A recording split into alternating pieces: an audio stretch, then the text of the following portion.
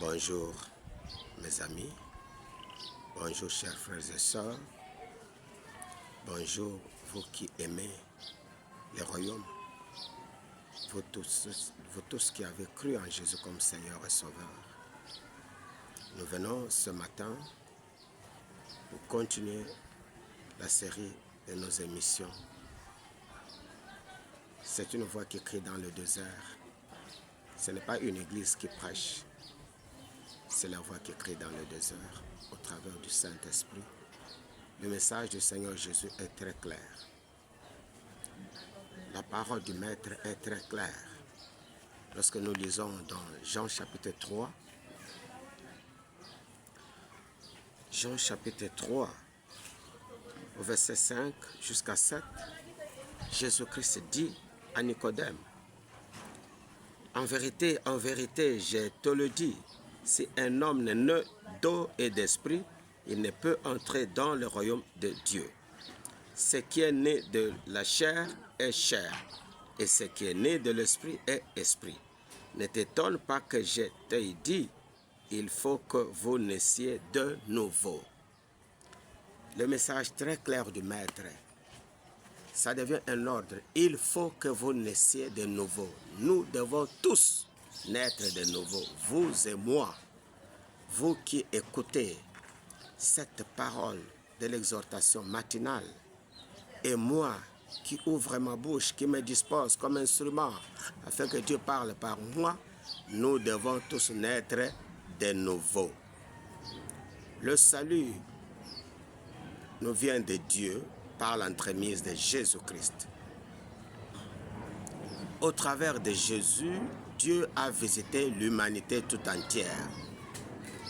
Jésus-Christ, c'est Dieu qui a revêtu la nature humaine, qui est venu sur cette terre acceptant de mourir pour l'homme, l'homme que vous êtes, l'homme que nous sommes, l'homme avec une conscience, l'homme qui ouvre sa bouche et parle par la bouche, entend par les oreilles, voit par les yeux, marche, capable d'agir, de construire des maisons, d'épouser une femme et d'avoir des enfants, c'est celui-là l'homme.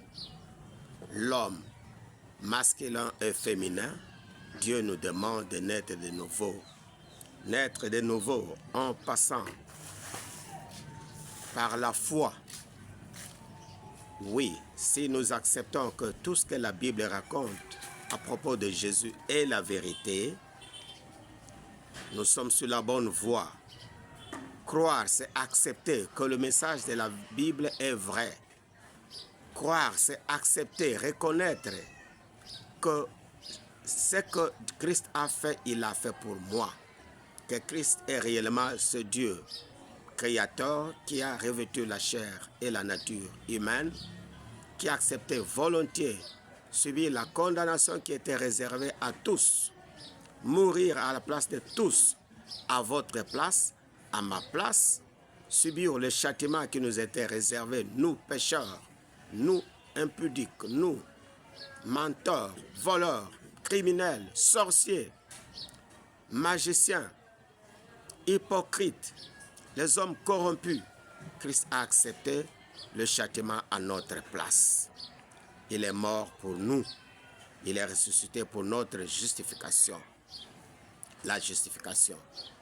Quiconque croit en Christ, que réellement c'est Jésus est mort pour moi, ce que la Bible raconte à propos de Jésus, c'est la vérité.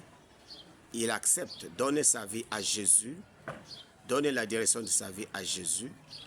Dieu lui pardonne de tout péché, Dieu le justifie, c'est-à-dire Dieu le déclare juste à cause de Jésus.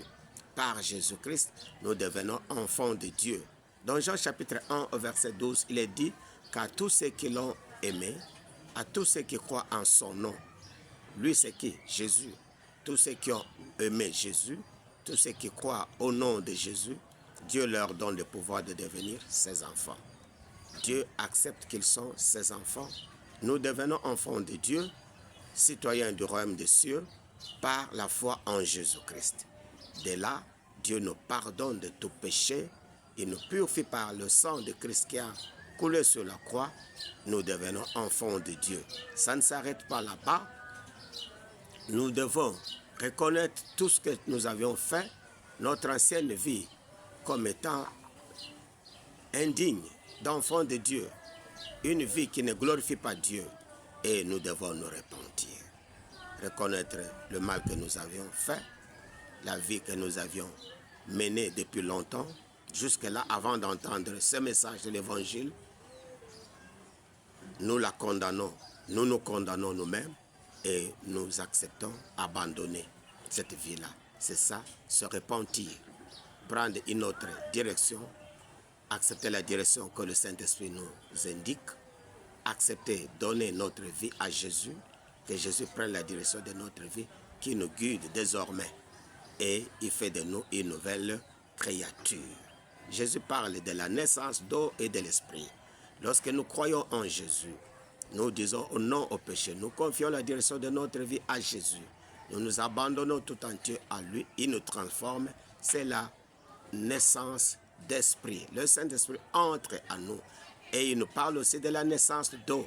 Donc, comme disait l'apôtre Pierre, repentez-vous et que chacun de vous soit baptisé. Le baptême n'est pas à négliger.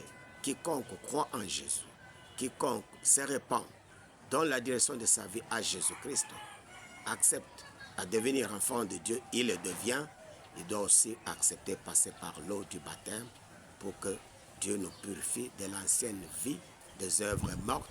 L'ancienne nature est enterrée dans cette eau-là et nous ressuscitons avec Jésus en nouvelle créature pour marcher en nouveauté de vie. Oui, de toute part où vous êtes, vous qui suivez, qui écoutez la voix qui crie dans le désert, si réellement vous avez donné la direction de votre vie à Jésus, acceptez que Christ vous dirige et vous garde jusqu'au jour où il reviendra pour vous prendre afin de régner avec lui dans la gloire. Acceptez aussi que vous passez par l'eau du baptême.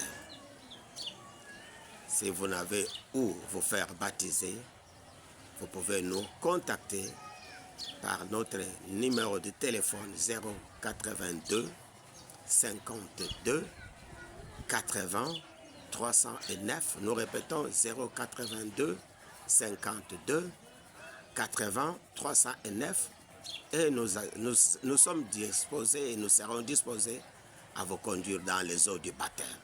Que Dieu vous bénisse. Seigneur Dieu, notre Père, bénis quiconque a accepté que Jésus vienne dans sa vie. Jésus-Christ, je te prie de prendre la direction de la vie de blancs ou de noirs, des Indiens ou des Arabes, des Chinois ou des Congolais. Quiconque écoute ce message de l'Évangile, quiconque accepte que Jésus est mort pour lui, quiconque confie la direction de sa vie à Jésus, bénis-le, sanctifie-le, transforme-le, fais de lui une nouvelle créature. Et désormais, tu pourras en faire un disciple de Jésus-Christ. Que Dieu vous bénisse. Nous disons Amen.